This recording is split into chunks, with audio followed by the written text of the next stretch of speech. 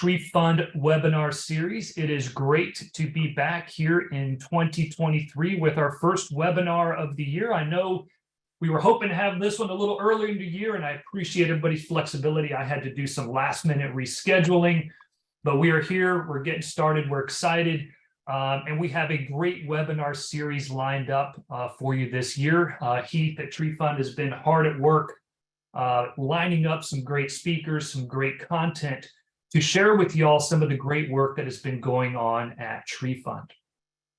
As you all know, my name is Bo Broadbeck. I'm an extension specialist at Auburn University, and we have the honor of serving as the host of the Tree Fund webinar series. Been doing it since 2016. I hope I keep doing it for the next year at least. We have a great presentation for you today. Today we have Building Urban Tree Resiliency by Mitigating Infrastructure Techniques with Dr. Kaufman and Myles Ritchie going to be co-presenting for us today. So welcome to the Tree Fund webinar series on behalf of Tree Fund and on behalf of Auburn University. A few housekeeping items that I'd like to bring to your attention. Oh, I'm not sure what happened there, but we'll fix it. As already said, my name is Bo Broadbeck. Currently this year, I am serving as the chair to the Board of Trustees to Tree Fund. So been doing a fair amount of work on that front, but part of my job is bringing this webinar series to y'all. And as I mentioned to you before, we've got a great presentation for you today. The next one to put on your calendar is May 2nd. We're going to have Dr.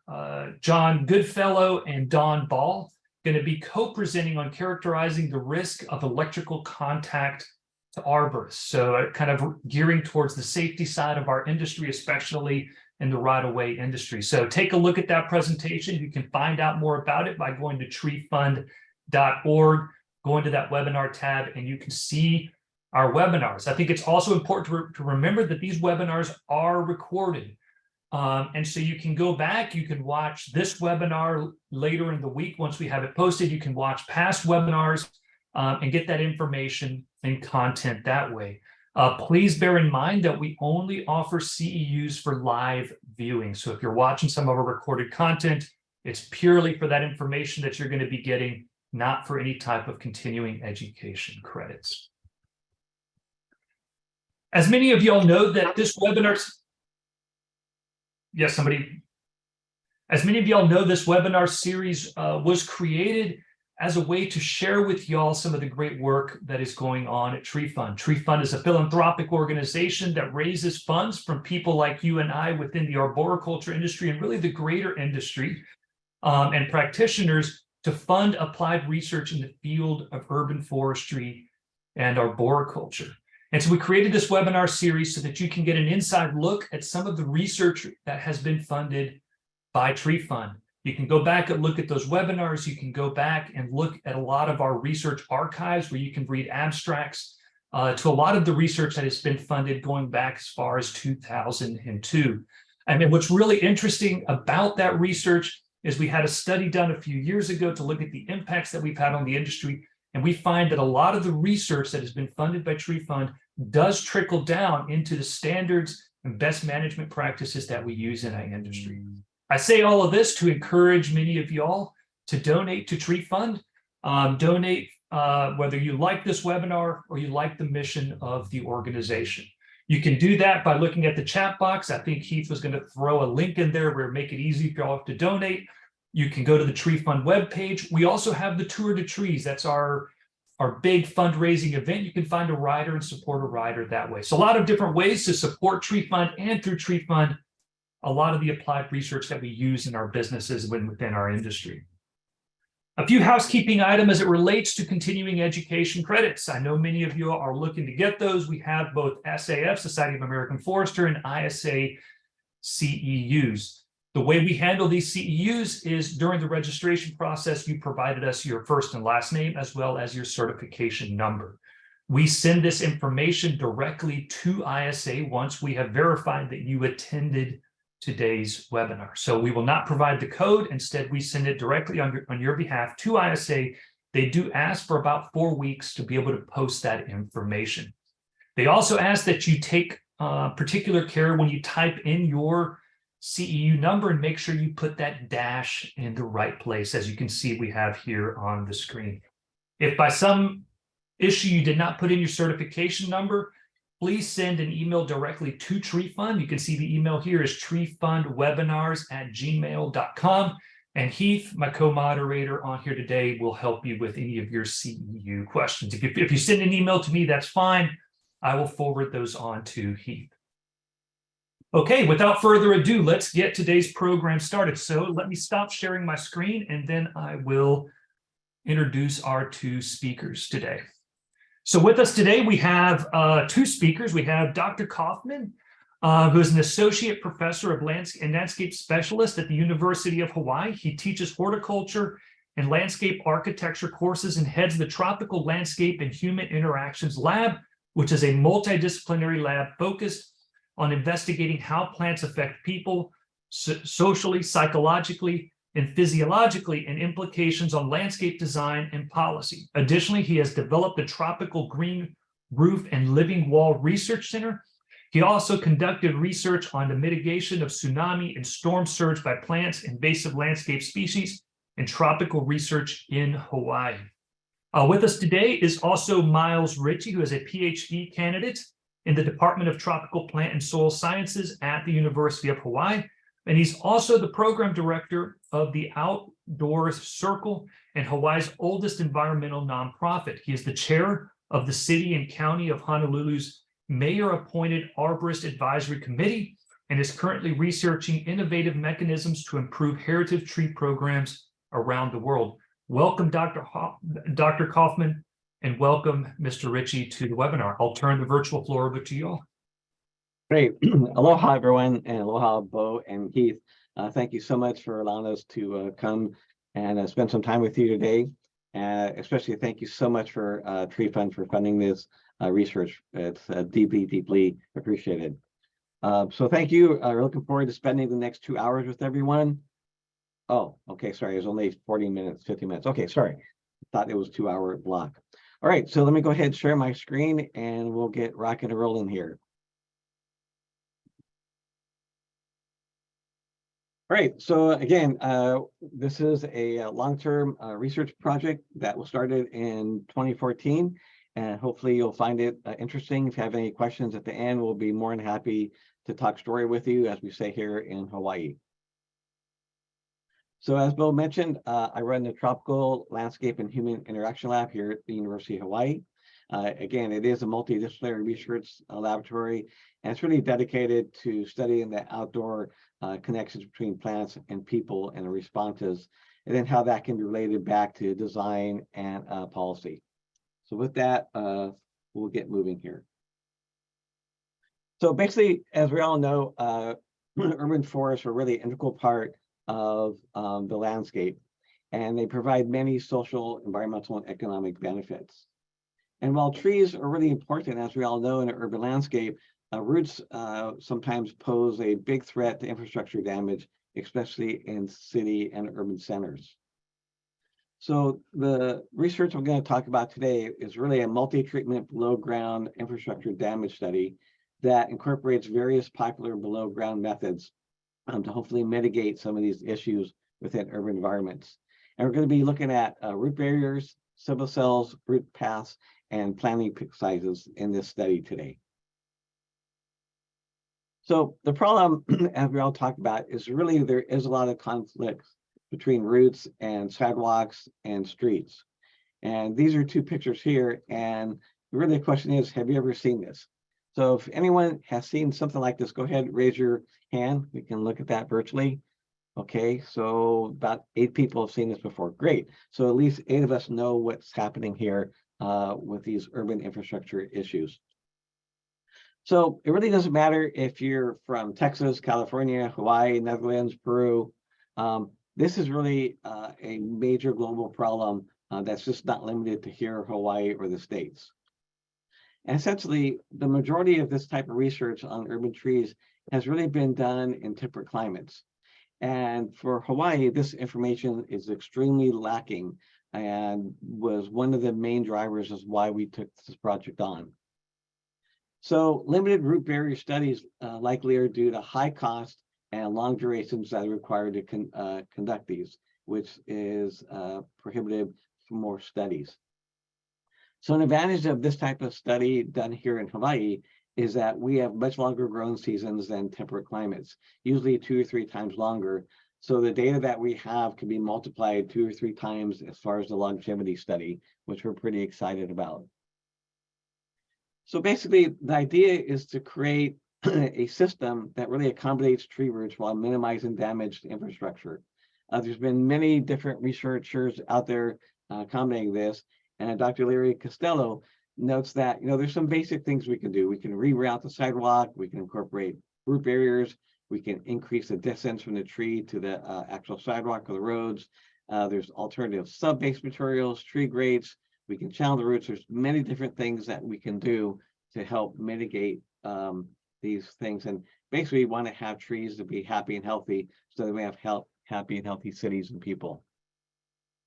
So the methods of tree planting has really not changed in about 100 years.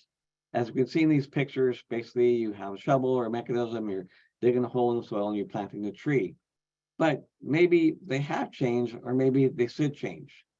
It's just not to put some in. There's actually some real physiological protocols that need to be taken care of. So we've all seen a basic planting diagram. And the thing is how you translate this to physically being done.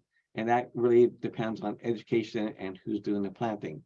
And all this is really important, but what's really not talked about a lot or shown or practiced is what about the roots? What happens below ground? Are the roots being prepared properly? And then where the below ground roots are going to be happily moving and grooving, do they have enough room to actually move and groove happily? And so this is one of the main drivers that hopefully we'll have some answers to this, or at least some tools to address this. So recent research has really shown that there are really many ways to treat street tree plantings, and they can evolve to limit infrastructure damage. And again, same list as we talked about before. You can adjust the planting pit size, definitely tree species, right plant, right place is probably the most important thing. And then again, root barriers, paths, rubber sidewalks. They can do deep watering, tree wells. All these different aspects can help mitigate the way trees grow in urban environments. But it seems like many municipalities and planting specs around really employ one predominant techniques, root barriers. And this has been applied in a really wide scale, and it has some various success rates, being positive and some negative. Well, again, there's really a lack of research here in tropical areas and for tropical trees, and especially the root systems. So again, here in Hawaii, even though it is a chilly 78 degrees, and we have some socks and sweaters on this morning, we have a climate that trees move and groove about 364 days of the year. There might be 1 or 2 days that are really kind of cold. So we don't have anything that stops them from growing. So our infrastructure damage, as well as other tropical places in the world, is a little bit more prevalent than in the temperate climates. So we really wanted to understand the reaction to various root control methods to see what kind of tools we can apply in different situations. So the average percent of tree budget spent on repairs for roughly 15 North American cities in 1996 was about 25%. That's huge. 25% of this budget is spent on repairs.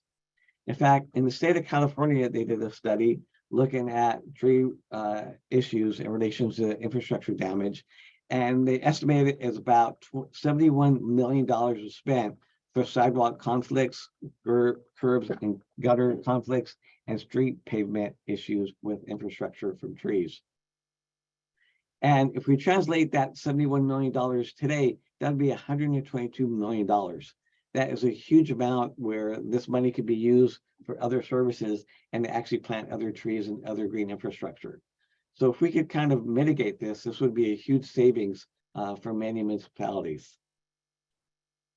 So in 2007, we had approximately 235,000 trees here in Hawaii, specifically that were managed by the city and county of Honolulu. And about 142,000 of these were actually street trees, which accommodates about 60% on city and county roads. And that equals about $2.98 in benefits for every $1 spent on trees, which is a pretty good ratio. And that equates to about $90 per tree in annual benefits for the evaluation that came from the city of county Hawaii urban forest analysis that was put out.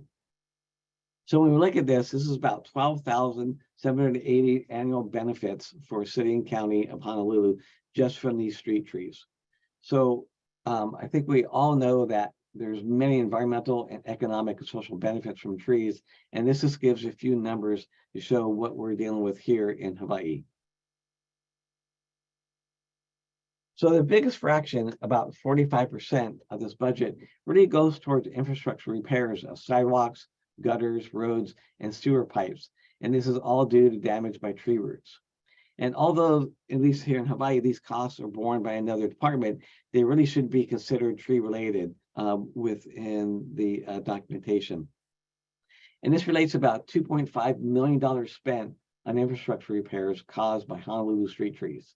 This is really crazy, especially in places where there's a lot of not only people, but tourism, which we have here in Hawaii. So this is really unacceptable at so many different levels.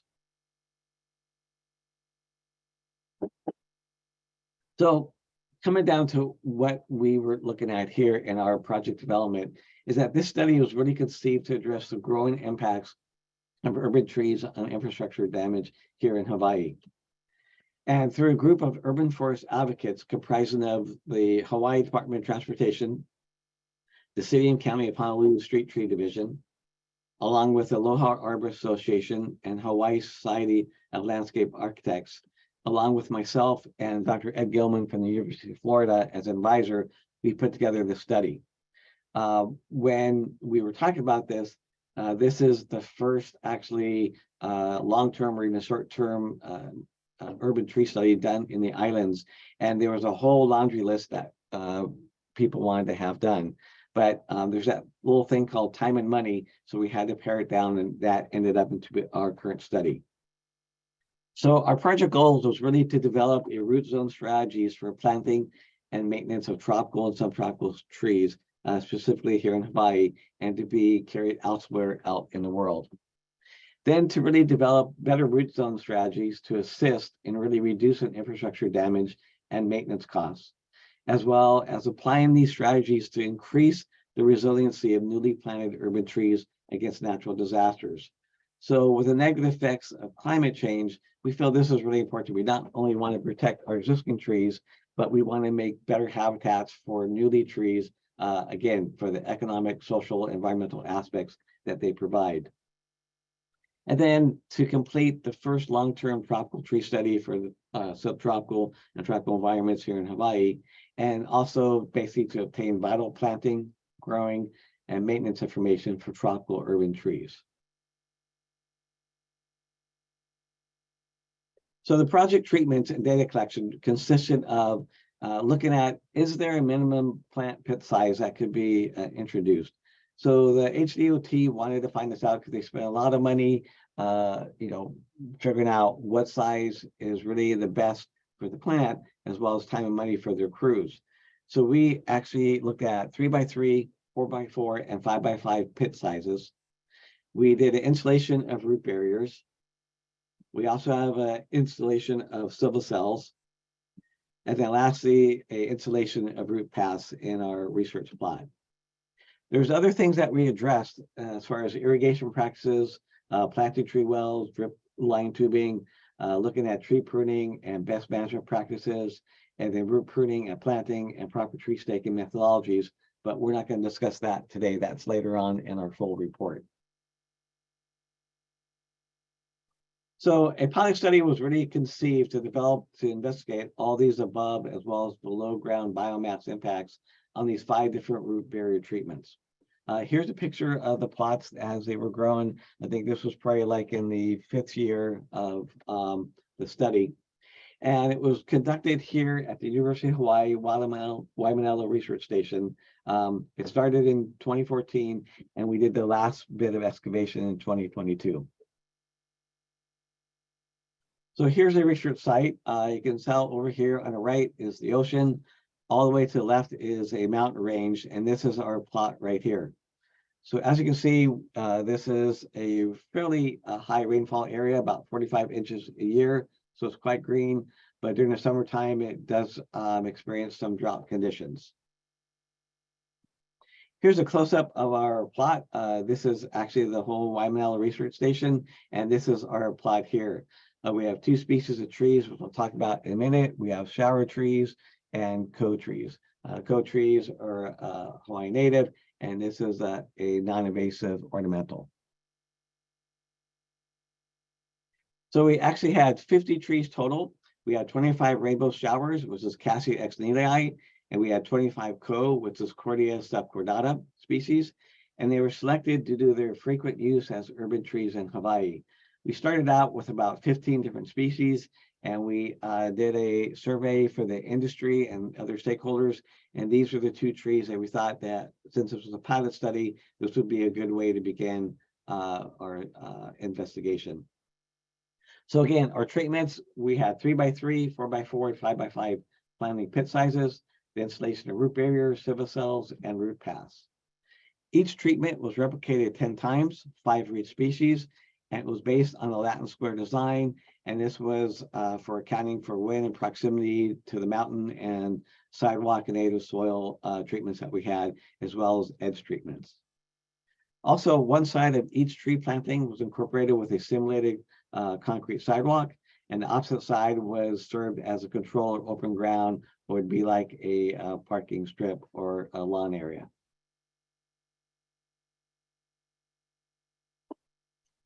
In addition to this below ground investigation of the pits, the roller, the root barriers, civil cell, and root paths, we did above ground qualitative assessments looking at height, diameter, overall health, canopy color, and structural quality of the trees during the study's time. So looking at our methods and materials, this is a picture of how we began with the construction of research plots. We built sidewalk forums. We had our tree species delivered, and then we started our excavation for different sizes of planting pits. Team was real excited, and this was, as you can imagine, lots and lots of fun. And it was a real bicep builder. Next, after we had all the frames done, we started our ground treatment installations. Here we see some pictures in the upper left of installing one of the civil cells. Again, civil cells and root barrier being constructed. This is a root barrier along with a root path being installed. And again, another picture of the installation of a civil cell. This picture here, once we had all the treatments below ground and all the treatments as far as the civil cell, the root path, and root barriers, they were all put actually underneath the simulated sidewalks. And we started our tree plantings here. Unfortunately, all the stock we had was extremely root bound, and so we had to do some major root surgery. Of all the 50 trees, we had about 4 trees that were extremely root bound and girdled, and we had to do some major root surgery on those trees. And they went into shock the first year, and after the first year, they all came out of it. So we didn't lose any trees due to this extreme pruning, which we thought was pretty exciting. Here we just show some students and some of the crew planting our trees. And then once they were planted, they were staked properly, doing best management practices. We watered them in with tree wells, and then we installed some drip line tubing for the first season to get them well established. After that, the real fun began to install the simulated sidewalks. So again, we looked at city and county specs, and again, these were simulated in a research situation. So they were always put on the same side of the tree. They were measured out the same distance, and we actually poured them, screed them, and it was a lot of fun, Memories are just flooding back as I'm explaining this to you. So again, we wanted to do some tests and touches. So we actually screened them off. We did some broom work on them. This is a final installation of what it looked like. And this is about, I think it was about a year and a half, 2 years in growth. And they say that researchers don't get their hands dirty. Well, this is actually me. Well, actually my gloves are dirty. So I think that's a pretty close correlation. Again, lots and lots of fun.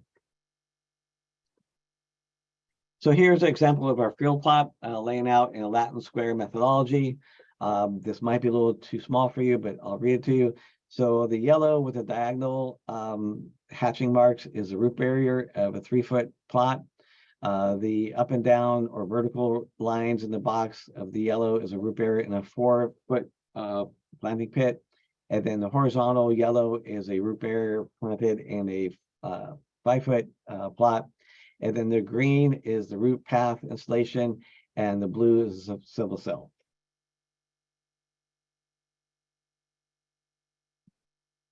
So above ground tree data was recorded every 3 months and included height, diameter at breast height, and we looked at twig growth on severally random selected branches of each tree. Additionally, we did qualitative assessments looking at the overall health of the tree, the percent live crown, the canopy color, looked at tree vigor, and an overall structural quality. And this was again done every 3 months throughout the duration of the study. So in preparing for the below ground air spading, this was a lot of fun. We actually had to jackhammer the actual plots out, and then we had to use just a little bit of old-fashioned muscle to break up the concrete. Then we took measurements so we could place our quadrat for air spading. And then we did some pretty heavily pruning. This was not feather pruning. It was more structural pruning in case the tree fell. It didn't injure any of the students or myself. I was told that I had to bring back the students in the same condition that I took them out from campus. So we just wanted to practice extra safety material, not only for the trees, but for the students. And to give you a little taste of what that looks like, this is our air spade. We used Airspade 2000 with a 225 CFM nozzle, and we incorporated a 260 CFM air compressor. We started actually with a 150 nozzle and a 185 compressor for the first pilot excavations. That wasn't enough, so we had to jump it up to a bigger nozzle here. So again, we just started initially, this is all plotted out. We started with the whole 360 and found out that that was way too much time consuming. It was taking anywhere from 4 to 6 hours to excavate a tree. So we came up with a quadrat system, which I'll talk about in a moment. So this just shows, again, it's clearing the initial subsoil away and then finally getting down to the roots. Here you can see an exposed root barrier. And then this is one pit excavated for the treatment size and one for the open ground side. And so just to give you a little trip here in Hawaii, we thought we'd give you a little video to give you a taste of what this was like. So with this, we had our quadrat pits, and after we excavated them with the air spade, we'd actually manually get down there with a shop vac and vacuum all the rubble out so we could actually start our data collection. And this was done by not only shop vacs here in the upper left, but also we get down there by hand and take out all the larger rocks and gravel. Again, this was very time consuming, but we wanted to be very efficient and very systematic what we did. And again, here's a bigger shot there. Okay, so this is what it kind of looked like.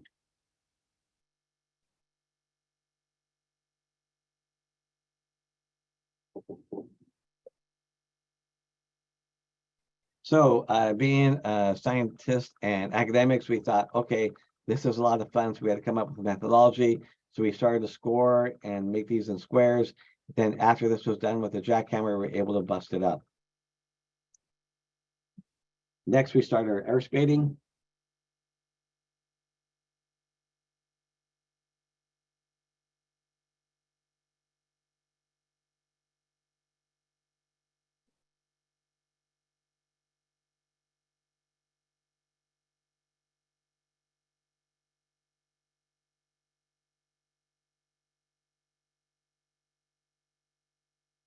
So again, this air comes out at approximately Mach 2 speed. It was super powerful, super loud. And you can tell some of the soil is not moving. A lot of the soil had a heavy clay content, which made the time really long.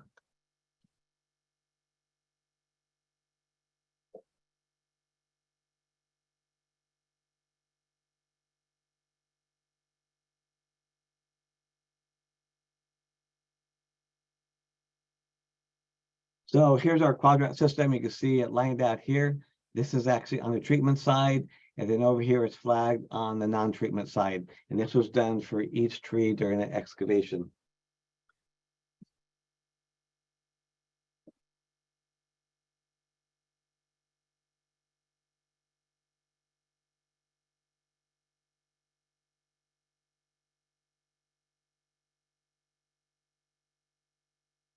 So here you can see that root area being exposed.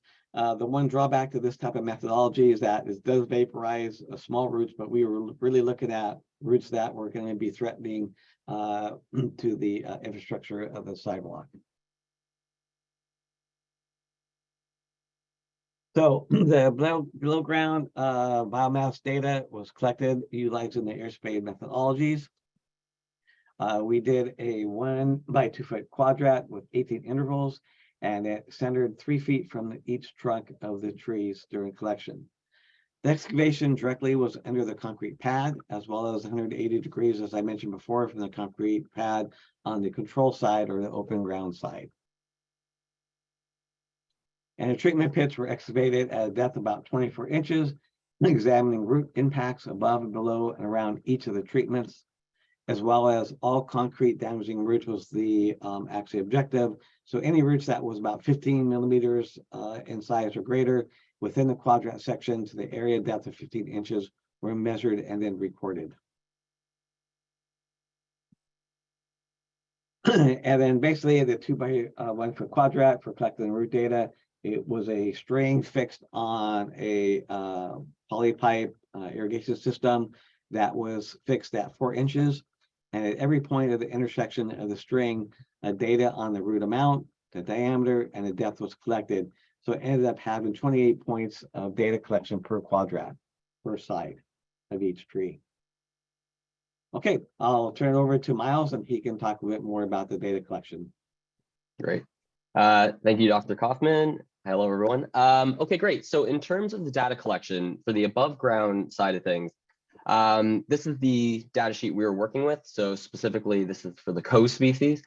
You can see that we worked with at the top here a 1 to 5 Likert scale, with 1 being the best ranking for each one of the different metrics and 5 being the worst.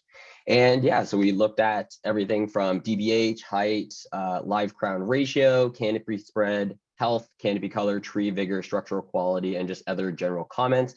It's really important to note, to reduce subjectivity, the exact same data collector was used each time, so that we didn't have that variable kind of perception being used each time. So that was great to keep it uniform. And then we go on to the below ground side of things. If you want to go next slide, please. Where for both of these, we were looking at how are we going to take all this great data and actually analyze it in a meaningful way? So what we did was we compared the treatments to each other using what is known as RStudio software, so just a coding package software.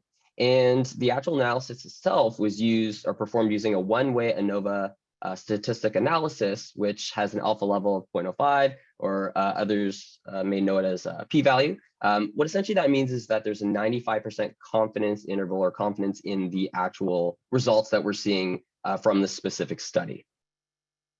Next slide, please. So really important to note that of all 50 trees, we had 1 that did die during the study. It was around 2017, and it was one of the rainbow showers with a silvocell. It was E5. Now, why this is important to note is that the Latin square design that Dr. Kaufman was referring to requires that each one of those cells, so each tree, has a value in order to have the calculations run essentially through the RStudio package. So what we did to remedy this is we used what is known as the MDA package, software package in RStudio to quantify this missing value so that we could then run the Latin square design. So what this MDA package is essentially takes the known values for the trees with the same treatment, for example, rainbow shower with silvicell, and it can produce an anticipated value that you can use to input into other calculations. Now, to make sure that this worked well for our data set, what we did was we essentially did a test run. So we had all the data for the 25 code trees. And what I did was for the exact same placement on that Latin square design, I pulled out the code tree where we knew the data and we ran the code to see what the values would be for all the different metrics. And you can see with this table below just how accurate that was. With the, for example, DBH of we did it for two sets of data, by the way, for the 2019 data and 2021 data. And you can see how accurate it is. So for the what the MDA package produced, for example, of 6.1 for the silvicell for the DBH in 2021, the actual value of the tree that we had measured, just to verify this, was the same. So it wasn't completely perfect each time, but it was very close, as you can see from the table below. So that was a great way to work around that tree that had died during the study. Next slide, please. Great. So on to some of the results. In terms of the above ground side of things, this point is specific for the first half of the study. So when we were looking at the data initially and running some preliminary analyses, we saw that the 3x3 silvicell treatment outperformed a 3x3 and 5x5 root barrier treatments when we were looking specifically at the canopy color metric. Now, that was only for the first half of the study. These subsequent ones are the final results that we started to see. So in the end, for rainbow showers, for the above ground biomass, we saw reduced values for height, diameter, and canopy color, so statistically significant differences. There were observational differences we'll get into in a second, but statistically speaking, we saw that for height, DBH, and canopy color for the rainbow shower trees. And this was seen for height with the 5x5 root barrier producing reduced height values compared to all other treatments for the rainbow shower species. So it had reduced height values compared to the other smaller root barrier treatments, the silvicell treatment, and the root path treatment. We also saw lower DBH values, once again, for the 5x5 root barrier compared to only the 3x3 root path and the 3x3 and 4x4 root barrier. Once again, only for the rainbow shower species, not the cows. And for the cows themselves, though, we actually didn't see any statistically significant differences for any of the above ground biomass metrics we were looking at. So you can kind of infer, at least based on this study and the data we collected, that the treatments themselves for the code trees didn't have any statistically significant differences that we could calculate. Next slide, please. Okay, so the below ground biomass side of things. Interesting in that after all of this data collection and the analyses, there was no statistical significance seen, so differences between the different treatments based on the transect area we were using. Now, what's really, really important to note, next two bullets, please. What's really important to note is that, as I said before, the observational side of things versus the transect measurement. When we measured within the transect, that's what we were getting for the lack of statistical significance, showing that the treatments didn't really differ in terms of the number of concrete damaging roots, which are 15 millimeters over in size. However, when we look outside of that transect area, that 1x2 transect area 3 feet from the tree, it's clear that there are some interactions happening, specifically with the silvicell that definitely had the most centralized root masses compared to the other treatments we were looking at. Next slide, please. And for those of you who are a little more visual learners or appreciate some statistics, this is what we were looking at when we popped out some of the data. This is looking at the number of damaging or concrete breaking roots for the study for rainbow shower trees. What this essentially shows is you can see there's no statistical significance. They're relatively close to each other in terms of how many there were for concrete breaking roots for the species. And then on the next slide, you'll see right here, these are two examples of the silvicell for the rainbow shower trees and just how centralized the root system was for this treatment. Next slide, please. And then we go into the codes only. So same thing, if You'll be able to see this in the reports that we're going to publish, but the findings themselves are very, very similar, and there's no clear difference that would indicate significance of treatment effect. So they're very similar in terms of what we saw for a number of concrete damaging roots in that area. And here's a couple examples of the CO with the silvicell. And then we go on to collectively what happened. So we took the 25 rainbow showers and the 25 COs, put them together to see if there was any significance when we grouped them all together with larger sample size for those same 5 treatments. And once again, there wasn't. It actually brought it closer together in terms of all of them being relatively equal. So moving on from that, what does this all mean then? So what we started to see was that for example, for the root path specifically, that the root path treatments did not appear to be as effective as the silvicell treatments, but they were still better than no treatments. And we saw that when we looked at the control side of it, and we're looking at the roots and things of that nature. Now, next couple points, please. Thank you. And then for root barrier themselves, the 3x3, the 4x4, and the 5x5, as a whole, they weren't that effective when you were looking at the overall root growth patterns.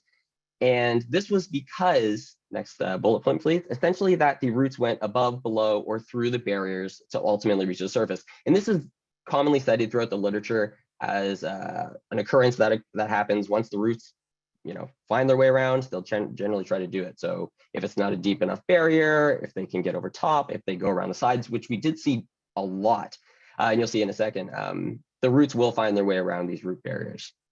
Next slide, please. And here's what you can see, some great examples of this, either where they went right through the barrier, a couple instances.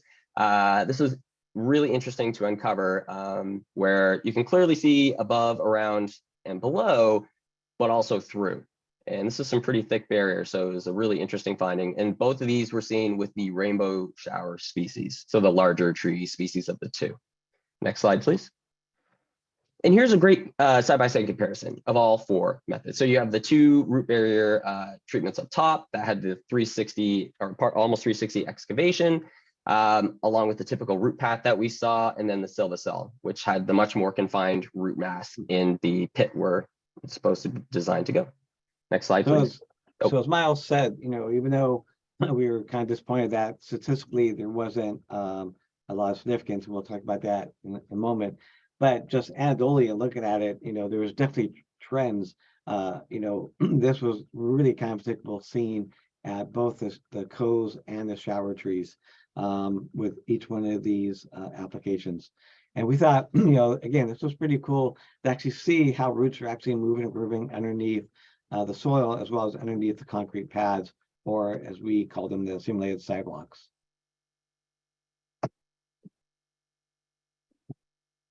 So the findings that we saw and that I was just discussing, as interesting as they are, and as we wish it would have been a really interesting thing to see, was there one that outperformed the others? This is actually documented in the literature quite extensively. For example, Morgan Roth in 2008 did a pretty comprehensive study of root barrier research that had been published, and found that for 2-dimensional barriers, brand, class, there was no outperforming others. So it was pretty standard of when you're using 2-dimensional barriers such as root path or root barrier, there wasn't any real significance found. Now, the interesting side of that is that soil, the barrier design, and tree species seem to have more of an effect. So what that all amounted to, next bullet point, please, is essentially that instead of just treatment, you need its species, site, and treatment all come together as these variables to really impact the results that we're seeing. And we could see that with the CO and the rainbow showers, that there were differences in that regard, just not statistically. So it's really interesting to note that it's more than just the barrier itself that will amount to what's going on. Next slide, please. And once again, so others such as Gilman have found this before, in that, and you saw in the pictures, the roots tend to grow around and above and under these different barriers. And that when you're looking at poorly drained soils, which is what we had in this study, there were similar diameter results for the different treatments for the roots. And that when you're looking at under the concrete pads themselves, there were significantly smaller root size, which is also published in the literature. And remember this, of note, that the trunk diameter in the literature says that trunk diameter is not impacted by root barrier treatments, which we found as well. However, what we did note earlier, if you remember, is that pit size is something that should be explored further, because the 5x5 had a reduced DBH for the rainbow shower trees compared to all the other treatments. So that's something that should be investigated further as to why a larger pit size may have that effect. And next slide, please. And this is for once again, for those who like data and charts and graphs and tables. This is what some of the results sum up as. So if you look at these tables here, treatment, obviously, the 5 of them there with the total damaging roots. COs, rainbow showers, below that is the total number of concrete breaking roots or damaging roots for that treatment in that species, and the percentage breakdown of the total quantity of damage breaking roots to the overall number of damaging roots found for the entire species as a whole. So you can start to see how this all worked, and they were very close in terms of their performance and preventing these damaging roots. The middle table there just compares the two more closely and then shows, based on each treatment, which species had a greater number of concrete breaking roots. Interesting to note, though, is that the CO, once again, for the 5x5, so there's something here with the 5x5 that should be explored further, the 5x5 root barrier, is that the CO actually had a greater number of those concrete breaking roots than the larger rainbow shower tree for that same pit size. So that's something that we're exploring further. Next slide, please. So, Dr. Gay, you want to take it away? Yeah, so basically what we found out is that the Civicel treatments really displayed the most promise of the tree treatments for really lessening the potential damaging impacts of the tree roots. And again, it was pretty phenomenal to actually look under the ground and see how things were actually had been growing for such a long time. And this picture was pretty typical, and it really shows how centralized they were under this system, which was pretty exciting. Also, the root path treatments showed actually better root control than no below ground treatment at all. So you could actually see a progression, even though there was no statistically significance. You could obviously see just by the anecdotal exploration that we did. And then basically the smaller planting pit size, 3x3, seems to be indicating a greater tree vigor.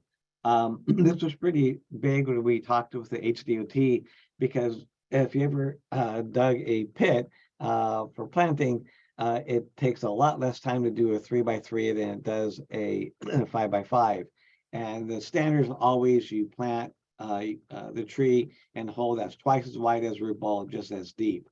When it goes into more of a commercial application, like the city and counties, they usually have backhoes and other machines. And so this is what they were sort of focused on here in Hawaii. Then again, the larger planting pit size, 5x5, really indicated, as Myles talked about, a lower DBH, which we thought was quite interesting on the trees. And then finally, the root barriers were really pretty much ineffective in containing the roots in all the pit sizes and the treatments. And we see here, this was a very typical scene, as well as on some of them we saw, it would just come right back under and come back up again to the soil surface. So looking at potential factors affecting the study. So this is kind of exciting for us because we're just trying to answer some questions, and these are just tools to be incorporated. And of course, it's not the end all be all. And so some things that we went back to review is that possibly the flooded site caused some ground substance. So I think it was in the second year we had a flood come down. About a quarter of the trees were affected, which kind of sucked them a little bit. But instead of going back and replanting and raising them, we thought that this was really similar to incorrect planting methods that can be done sometimes.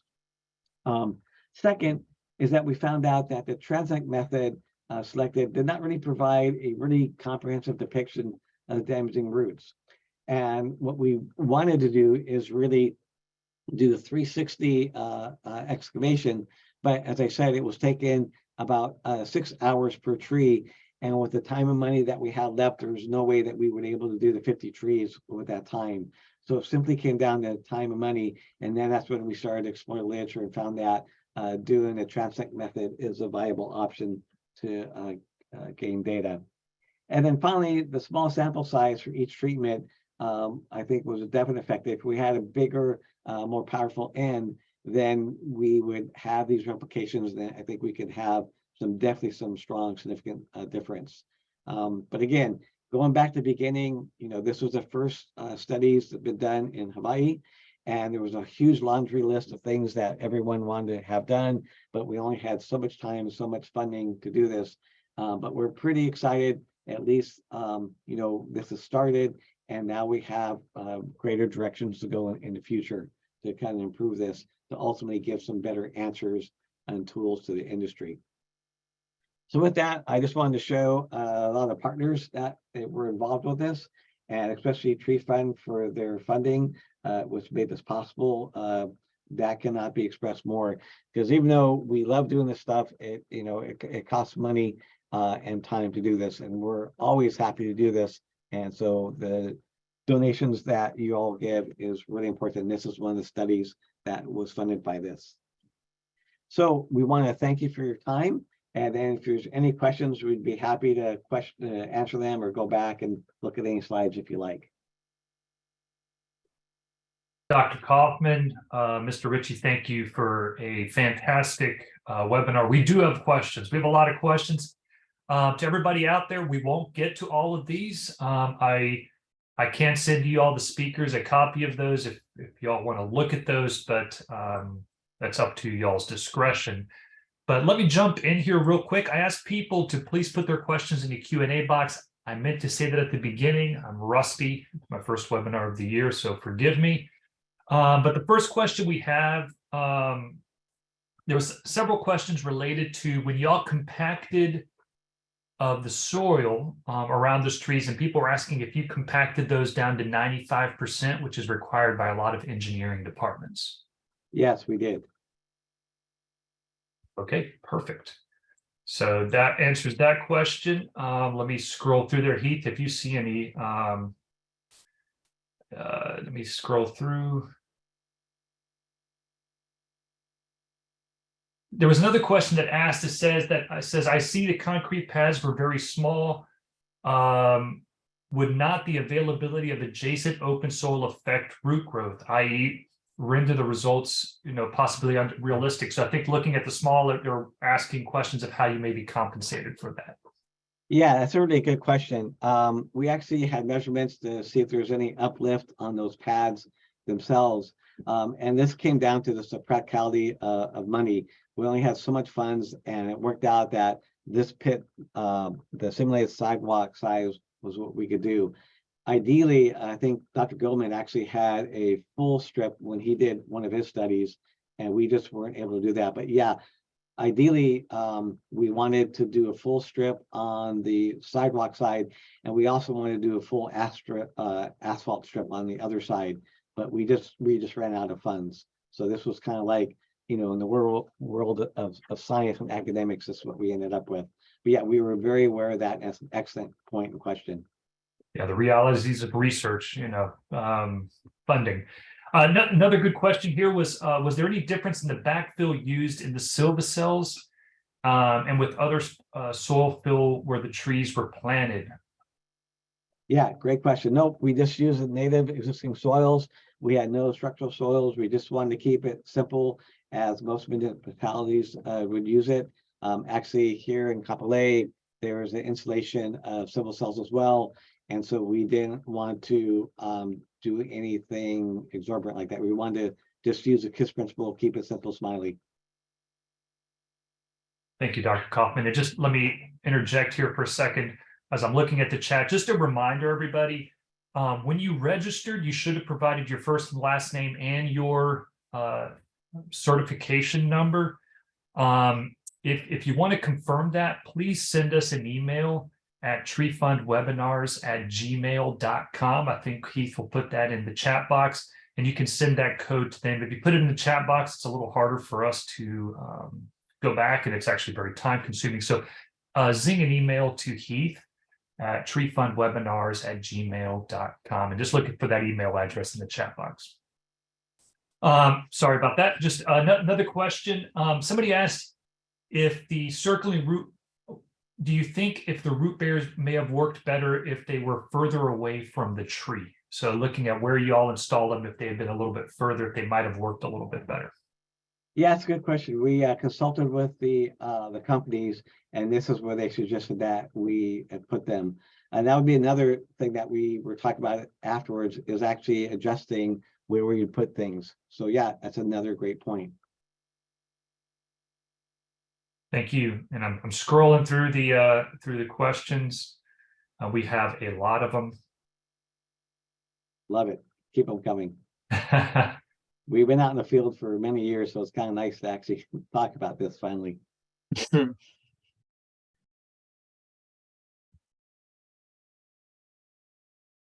a lot of comments in the questions, and so I'm going to scroll through here. Bear with me. If y'all see something, Sure, we'll look as well. So just real quick, the water table of the site, it was fairly low at that portion of the research site. I don't know exactly what it was, but I could always, find that out. That's an interesting question. We didn't see really any trees start to lean or uproot, except after, we had some subsidence, and the site has some really significant winds, but for the most part, they were all pretty straight and upright.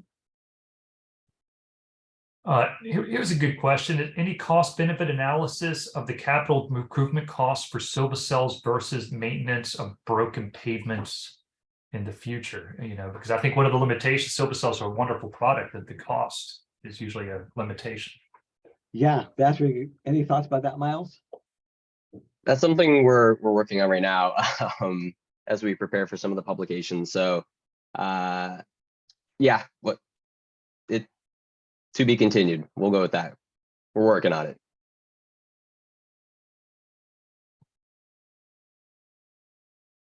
I'm looking through here. We got probably time for one more question. Somebody asked, was herbicide impregnated root bears considered, and why was it not part of the study? I know there was some products of that type in the past. Yes, they were. And so we had our committee at the beginning. And so we had our laundry list of everything that they wanted to test, and that was one of them. But it came down to like a democratic vote. And with the time money we had, these were the things that were selected. These were things that were really important that they wanted to use. I remember that discussion. Actually, there was a lot of issues with environmental groups that they didn't want any chemicals in the ground. They thought that would be a bad precedent for here in Hawaii. And one question is, I noted this one, and somebody put here this, oh, I just lost it. It says the DBH and planting pit size seemed confusing. Could there be variables that would have explained why a smaller pit resulted in higher vigor and larger DBH growth? Yeah, actually, it's interesting. We talked about this in one of my classes, is that usually if you have a much greater pit size, there's more air site, and that can kill the root hairs if it's not completely pacted. And so that might be one explanation, and that's something that we're also exploring of why the smaller pit size was a little bit more intuitive. And there could be some other things as well that again we're still fleshing out. But yeah, something that's definitely on our radar.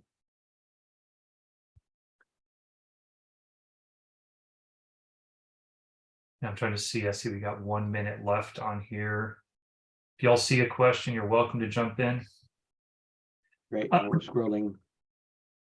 There were several questions with people, I think, confused with silver cells, and how your silver cells were used. And so these were used as a system up underneath sidewalks, because silver cells a lot of times are used as full planting pits. Can you describe how you implemented that?